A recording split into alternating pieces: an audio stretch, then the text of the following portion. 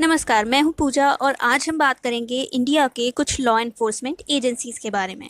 Law enforcement agencies किसी भी civilised society का बैकबोन होती हैं। लॉ एनफोर्समेंट एजेंसी जिनका काम होता है लोगों को सेफ्टी और सिक्योरिटी प्रोवाइड कराना, जिससे लोग बिना किसी डर के अपना काम कर सकें। इंडिया में ढेरों लॉ एनफोर्समेंट एजेंसी हैं, जिनमें से कुछ स्टेट गवर्नमेंट के अंदर और कुछ सेंट्रल गवर्नमेंट के अंदर आती हैं।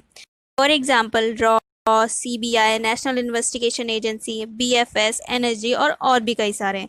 और इन्हीं का पार्ट होती हैं स्पेशल इन्वेस्टिगेशन एजेंसी। इन्वेस्टिगेशन का मतलब है स्टेप बाय स्टेप इंक्वायरी करना, फैक्ट फाइंड करके और उस पर रिपोर्ट करना। रिसेंट में सुशांत सिंह राजपूत डेथ केस की जांच तीन सेंट्रल लेवल एजेंसीज कर रही हैं। सुप्रीम कोर्ट ने इस पूरे इन्वेस्टिगेशन की रिस्पॉन्सिबिलिटी दी है सीबीआई को। व्हाट्सएप चैट के थ्रू जब ड्रग अब्यूज़ की बात सामने आने लगी तो एंट्री हुई एनसीबी की, और आगे जाके जब पैसों के घोटाले की बात सामने आई तो एंट्री हुई ईडी की।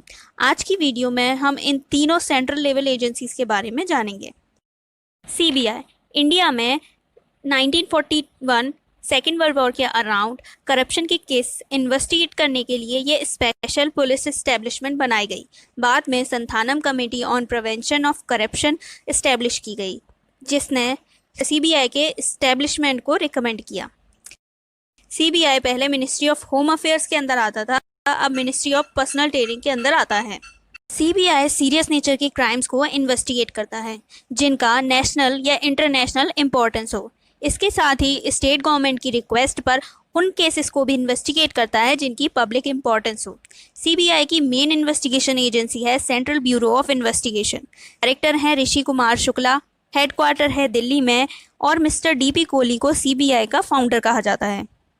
सीबीआई पहले आरटीआई के अंदर आती थी, पर 2012 अमेंडमेंट में इसे एग्जेम्प्ट कर दिया गया। वहाँ से बात करते हैं एनसीबी की।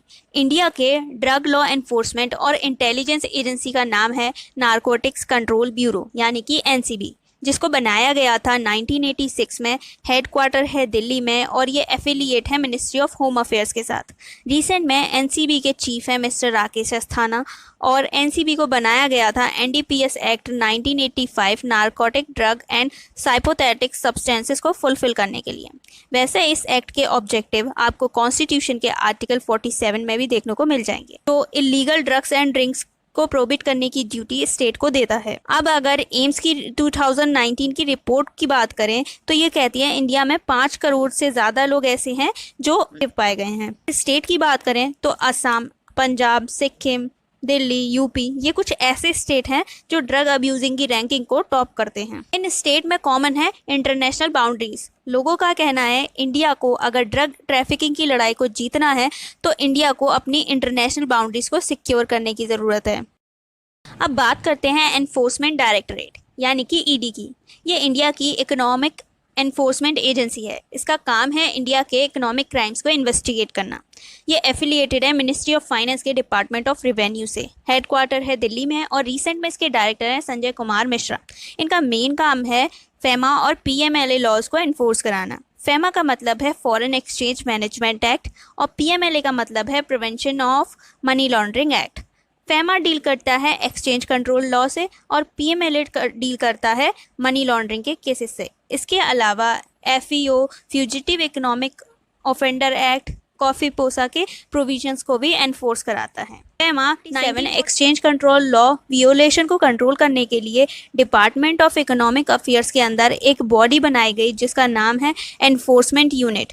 1957 में इस बॉडी को रीनेम किया गया एज एनफोर्समेंट डायरेक्टरेट और डिपार्टमेंट ऑफ इकोनॉमिक अफेयर्स से ट्रांसफर किया गया डिपार्टमेंट ऑफ रेवेन्यू में, जो कि मिनिस्ट्री ऑफ फाइनेंस के अंदर आता है। फेमा एक्ट के अंदर ईडी के पास ये पावर्स हैं कि जितना भी घपले वाला अमाउंट है ईडी उससे 3 गुना अमाउंट एज पेनल्टी ले सकता है।